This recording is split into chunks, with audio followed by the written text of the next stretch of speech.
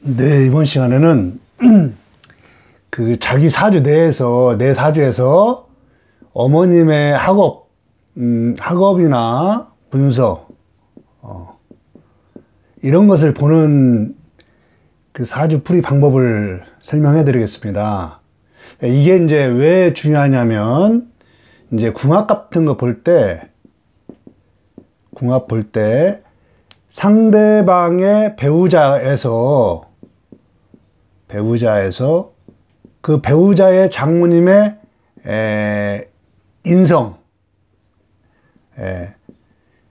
인성을 보면은 학업이나 문서도 있지만 정신세계도 볼 수 있어요. 정신세계.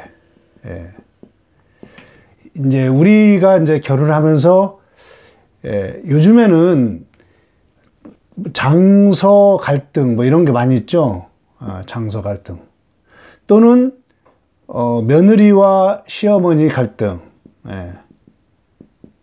시어머니 갈등 이런 것들이 많기 때문에 상대방 배우자나 또 내 사주에서 우리 어머님의 교육 상태, 학업은 교육이죠. 교육이나 문서나 생각, 이런 것들을 볼 수 있는 방법을 설명해 드리겠습니다.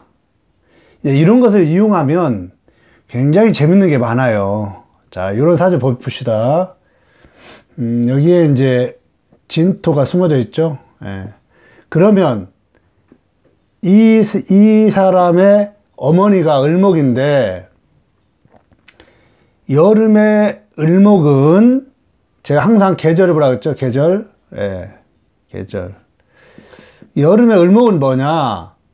을목은 꽃을 피워서 금을 만드는 계절인 거예요. 이게 기본인 거예요. 기본형.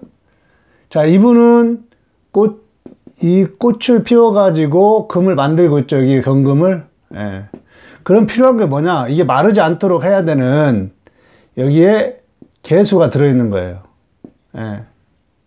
그러면은 항상 우리가 금묘화실이 중요한 게, 화실이 중요하다. 자, 그러면은 이 병화의 어머니가 을목인데 엄마의 인성이 개수다. 그러면 지장간에 있죠.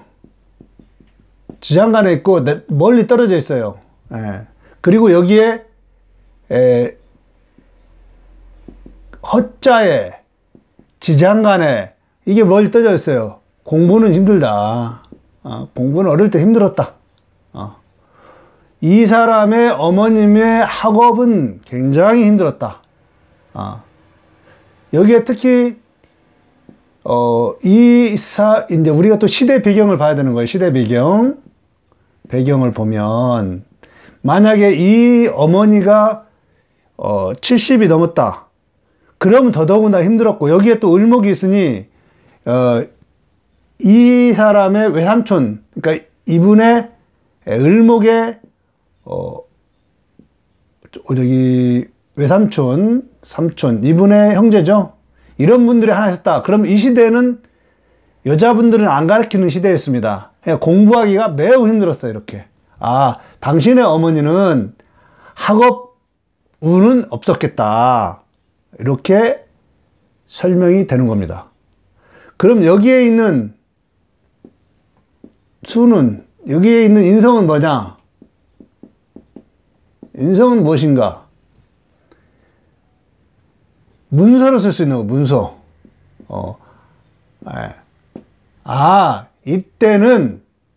이때 이 사주로 봤을 때 이때가 45세죠? 45세 이생. 이상이니까 이때 문서를 획득했구나.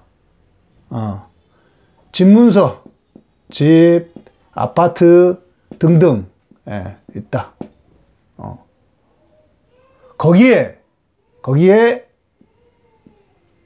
추가한다면 옛날 사람들은 이제 학업을 못해서 이제 검정고시나 향후에 검정고시나 아니면 이제 야간 같은데 국가기관에서 하는 데 있어요. 국가기관 교육센터에서 하는 데가 있어요.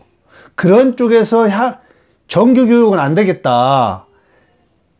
향후에 이 사람 입장에서 45세 이상 넘어가서 이런 문서나 아니면 이런 데서 공부를 했었겠구나. 이렇게 통변하고, 그 다음에 여기가 병화가 붙었죠. 식상. 일하면서 이게 이 병화는 수기를 말려버리고 있죠. 예. 일하면서 공부가 되게 힘들었겠구나. 아니면 일하면서 문서를 잡기가 어려웠었겠구나. 그렇지만 현실에 있기 때문에 있는 겁니다. 그래서 이분은 실제 어떻게 살았냐면, 진짜 어린 시절, 이분의 어머님은 어린 시절에 공부가 전혀 안 됐었고 시골에 살아서 향후에 서울에 와서 집도 사고 땅도 사고 해서 문서를 획득했고, 그 다음에 늦게 공부를 한 사주입니다. 이렇게 이 사주 안에서 어머니의 상태를 보는 거죠. 어머니는 고생을 했겠구나. 꽃을 여기저기 피웠죠. 어머니 굉장히 고생을 했겠구나. 예. 뭐 맏며느리다. 맏며느리 있죠. 맏며느리. 이런 사람들이 맏며느리 하는 거예요. 이 사람 어머니를. 이렇게 보기도 하고, 몇 가지 예문이 있는데, 그러니까 사주를 하나하나 뜯어보면 이런 것들이 많아요. 그래서 여러분이 요런 것을 보세요. 제가 예를 또 뭐 이런 게 있다. 뭐 사주, 이런 사주가 있다. 그러면 이 사람 입장에서 이게 어머니죠. 어머님이 공부를 할 수 있는 여건은 됐었다. 그런데 뭐예요, 여기 간목이 있죠. 예. 어머님이 공부를 많이 하진 않았다. 만약에 이 사람의 오빠나 남동생이 있으면, 옛날에는 특히 사주학이라는 것은 남자 중심이에요. 그렇기 때문에 오빠나 남동생이 있었으면 그렇게 많이 공부를 못했겠구나. 이것은 후에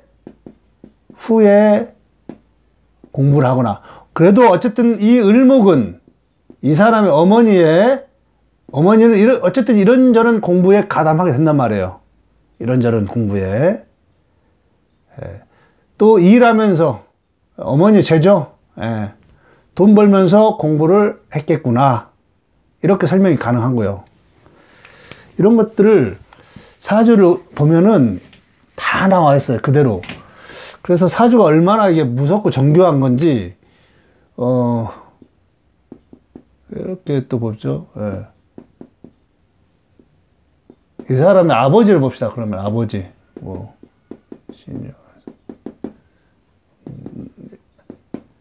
항상 운보다는 원국을 보여야 되는 겁니다. 이 사람의 이제 그 아버지, 남자입니다. 제가 아는 분의 남자인데, 이분의 아버님 뭐예요? 공부가. 금이 없잖아, 여기. 사준경금.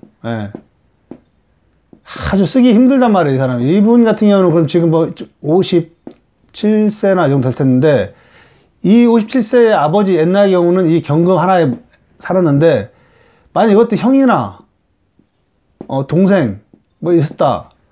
당신의 아버님은 형이나 동생이 공부를 잘하는 사람이 하나 있었으면 공부가 잘 안 됐겠구나. 이렇게 볼 수 있는 거예요. 여기에 가면 뭐냐? 이거의 인성이죠. 이분의 문서는 거, 문서. 그래서 이 사주를 볼 때 이 금묘화실이라는 거, 화실, 이게 매우 중요한 겁니다. 시간에 따른 형성, 그 다음에 내 사주의 육친의 동태를, 제가 지금은 내 사주의 어머니의 학습, 인성에 대해서만 설명을 했는데 다 응용하시면 됩니다. 이렇게. 예. 이것도 보십시오. 이 사람은 이분의 아버지죠. 아버지는 공부가 하기가 힘들었었겠구나. 문서는 나중에 이분의 그래서 이게 60세 갈 때 이때 45세 넘어서 문서가 생길 수 있었겠구나. 여기 조상 땅에서 문서는 있었겠구나. 그마저도 이게 뭐예요? 이 사람의 형제가 가졌죠. 이 사람 입장에서 장남이죠. 이게 장남이 다 가졌겠구나. 그러니까 이 사람은 아버지의 문서, 즉 유산을 받을 수가 없었겠구나. 예, 이거 장남이 가져가니까. 여기에 또 기토도 있죠. 이런 형제들이 가져간단 말이에요. 예. 진짜 그랬어요, 이렇게. 예. 그래서, 여러분께서 사주를 보면서 사주 내에서 모든 육친이 활동하고 있어요, 활동. 예, 이것을 놓치시면 안 돼요. 아버지의 문서 있는데 형제들이 가져갔겠구나. 이 사람은 못 받는 거예요, 여기, 실질적으로. 예. 그리고 이 장남의 부인 있죠, 여기 계수. 부인하고 합쳐가지고, 장남의 문서죠. 예. 문서 속의 형태로 들어와 있는 거예요, 이게. 사주에서 이런 연습을 많이 하시면 도통하게 되면 도통. 예. 운 볼 필요가 없습니다. 이 금묘하실래에 다 이렇게 들어갔어요. 이렇게 여러분 운에 집착하시는데 이 안에 딱 들어가 있는 거예요. 이 안에 내용이. 이분의 자식 여기 을목 들어있죠. 이 동태를 보는 거예요. 예. 인성. 예. 자, 이분 공부를 했겠구나. 공부를 했겠구나. 이분 자체는 공부를 했겠죠. 그러나 을목이 약하구나. 예. 학교는 지방대 나왔겠구나. 이렇게 형이 공부를 더 많이 했다면 여기서 이제 가감이 필요한 거예요. 여기서 이제 자식이 동태를 볼 때 여기 또 자식의 동태를 보는 거예요. 자식의 동태. 을목. 이분이 만약에 관직을 했거나 공무원 있죠? 공무원 했거나 또는 이 형님이 공무원 했거나 이러면은 자식의 질은 엄청 떨어지는 거예요. 예. 이 두 사람, 그래서 같은 동일 사주라도 이 사람의 사회적 동태를 보면 이 을목의 질이 보이는 거예요. 자, 오늘은 내 사주에서 어머님의 학업, 교육, 인성을 살펴보았습니다. 그것은 단순하게 그 인성의 상황을 보자고 한 것이 아니라 금묘화실이라는 그것을 어떻게 이러한 주제를 놓고 응용하는가를 설명해 드리는 겁니다. 그리고 내 사주에서 다른 육신들의 동태를 살펴봅니다. 그런 것이 능숙해지면 사주를 놓고 모든 상황들을 내가 통변할 수 있는 겁니다. 오늘 중요한 거 했으니까 이런 것들을 좀 잘 응용해서 선생님들이 이렇게 사주 분석을 하나하나 해야 됩니다. 8자를 다. 이게 8자를 다 분석해야 돼요. 여기 있는 글자를, 안에 있는 내용들을, 상황들, 이런 것들을 싹 분석하는 그런 걸 하다 보면 굉장히 실력이 늘 겁니다. 다시 한번 말씀드리지만, 여러분, 이게 제가 강의가 지금 이제, 이렇게 좀 짧게 이렇게 하지만은, 이 내용이나 질적인 내용은 굉장히 퀄리티가 높으니까 몇 번씩 보시면은 여러분도 상당한 경지에 오를 거라고 믿습니다. 여러분에게 작은 도움이나 됐으면 좋겠습니다. 고맙습니다.